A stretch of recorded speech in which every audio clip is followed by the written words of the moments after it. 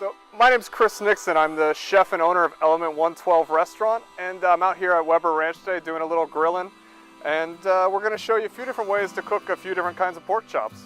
So if you come and take a look here, we've got all of our different chops laid out, and we're going to cook the first three that are our strip loin and our rib chop really quickly on the grill, kind of keep that fat intact, make sure they're very juicy.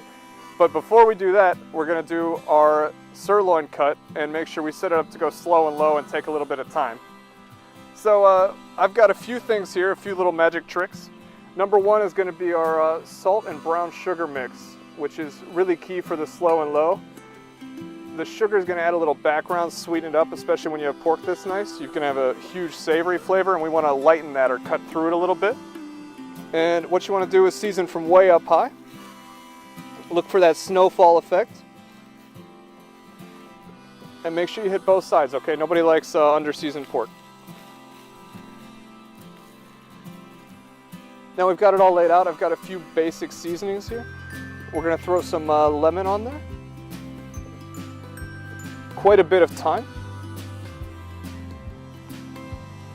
And then also, I'm a French chef, so we're going to throw some butter at it. And just a little bit. Maybe a lot. There you are.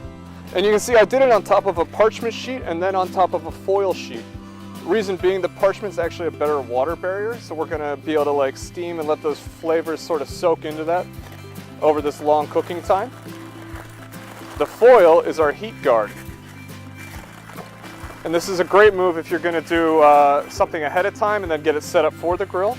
You can go ahead and do these in a low oven in the kitchen at about 250 degrees, or you can do them on an off heat on the smoker or the grill and let them kind of cook down for a while. So I'm going to go on the off side of our grill and let those just hang out while we do the rest of our work here. So for our other chops, I'm going to actually use the same seasoning. We're just going to use a very different approach to cooking. So again, way up high, make sure it falls nice and even.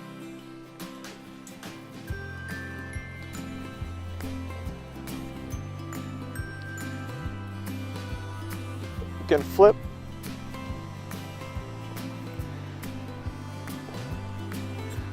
And there we are. Now, if I was going to stuff my butterflied chop, I'd do it right now. Fill that up and then let it sit. The other key here is we want to actually bring everything up to room temp, or in this case outside temp. And you're going to want to let these sit for about an hour. They're going to soak in the salt, let the sugar kind of react with it. And the temperature, most importantly, is going to come up internally on the pork chop. That way we hit our high heat and everything's going to cook through as fast as possible. You don't want a cold spot in the middle or that raw look to it. And also, if it's cold in the middle, you're going to end up overcooking the outside just to get it up. So that's it. We're going to let these hang out for a second while our sirloin chop's going, and relax for a little bit, have a beer. So here we're all set. We've let them rest. They've come up in temperature. The salt and the sugar have kind of soaked into it and really seasoned it throughout. We're going to throw it on a preheated grill over here. We got some really good heat on it, as high as it'll go. We're going to throw down here.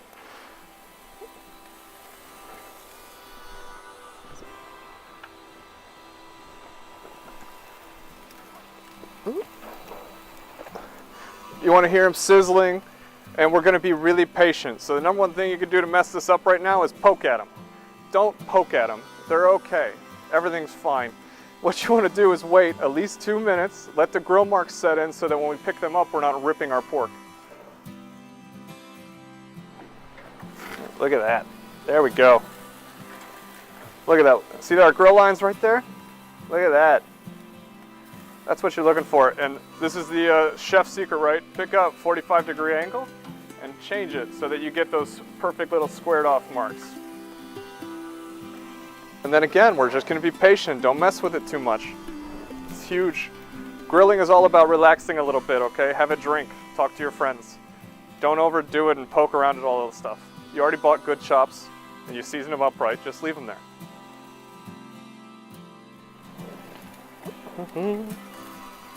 And there we go.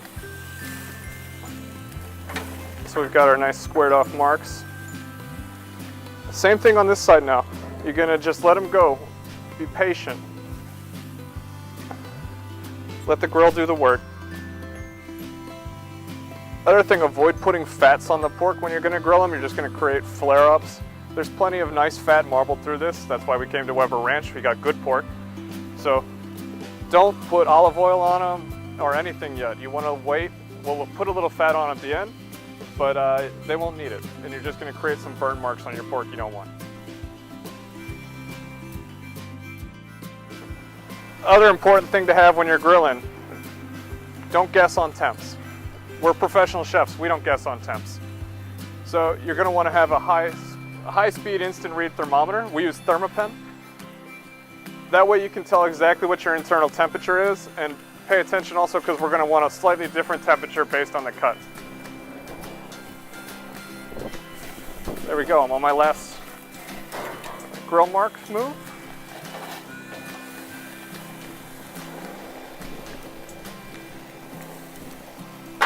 Right about now is a great time to start figuring out where we're at. And because we let it rest, we're at 110 already. And these are almost done. On the rib chops and the sirloins, you're looking for right around 135, 140 degrees, and then let it carry over to about 145, 150. Anything past that, you're gonna overcook it a little bit. That's gonna create that dry mouthfeel. We don't want that at all. On our sirloin cut, we're actually looking for about 155, 160. We want a higher temperature to melt the collagen and really tenderize it. That, again, is that fall apart texture in the end. So we're gonna do them slightly different.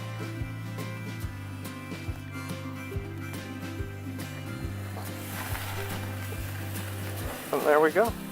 So other huge step, I'm only using half the grill. I leave the other half entirely off. We want a low heat area to rest pork. So we've brought it up, we've cooked it properly. Now we want to just let it sit, relax, let the juices flow back out.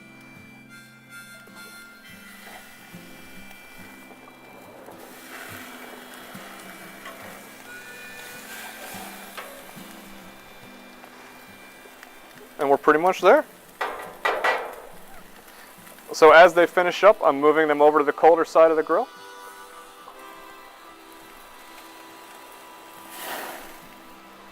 That way they can sit, relax, while we get ready to plate them up. So first one I'm actually going to pull off here is our rib chop.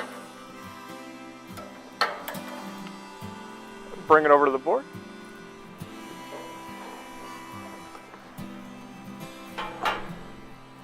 And I like to add pepper right at the end. You put it on early, especially on a grill, it's going to burn and you'll lose a lot of that flavor, that spice. I'm going to add just a light pinch more of our seasoning. And on this guy, what we have is actually a little bit of watermelon that we've seasoned up with a little lime juice. And some pickled jalapenos, so we're going to dress it up kind of a refreshing way to do summer.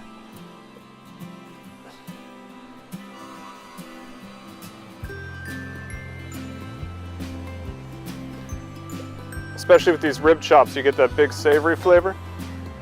Dressing it with something that's bright, a little sweet, a little acidic, and maybe a little spicy, kind of offsets it nice, gives you a great contrast and flavor. Could also do with pineapple, mango, or even maybe just a tomato salsa.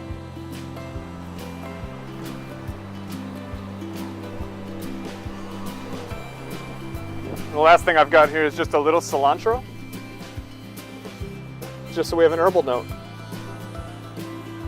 There you go, it's a Weber Ranch rib chop grilled, a little bit of watermelon, pickled jalapenos, and cilantro. So the next one I'm pulling off is our strip loin. Again, this rested for about 10 minutes to relax. And on this one, I'm gonna do a little classic barbecue. We make a Fresno chili barbecue sauce with a little bit of honey to sweeten it. And again, I'm adding a pepper right at the end. Don't add it before you grill, it'll just burn. And on this one, I like to cut it off the bone, but show it.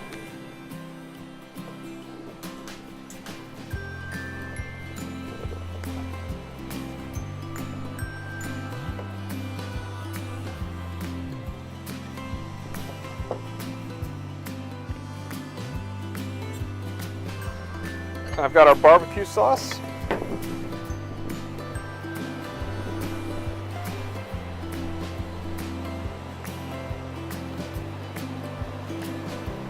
And I'm letting the grill marks take care of the char flavor. I don't worry about trying to put the barbecue sauce on and then grilling it a little bit. I think you end up just burning the sauce. And we've got those Fresno chili and that honey in there. It's gonna burn really quick if I throw it on the grill. So I like to brush it on right at the end and just keep it warm.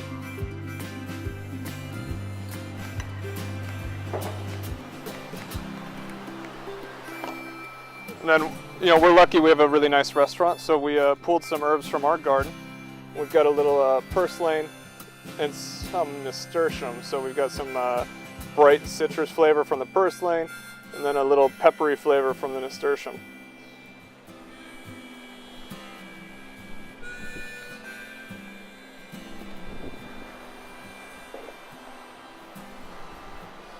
There you go. So that's your Weber Ranch strip loin chop, a little bit of Fresno chili and honey barbecue sauce, nasturtiums and purslane. So pull our butterfly chop off next. This one we're going to do really simple, the way we would just keep it roasted, and do a little lemon, a little pepper, and then some of our fresh thyme laid over it. Let those flavors sit in.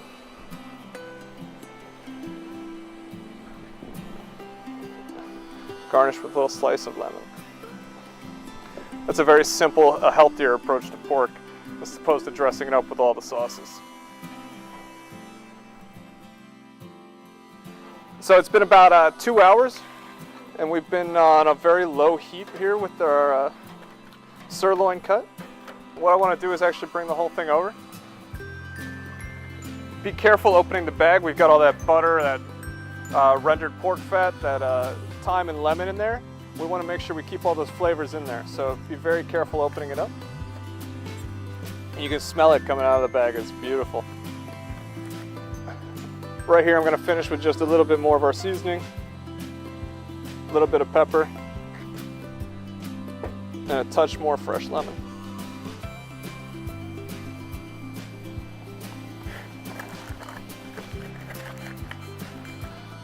There you are.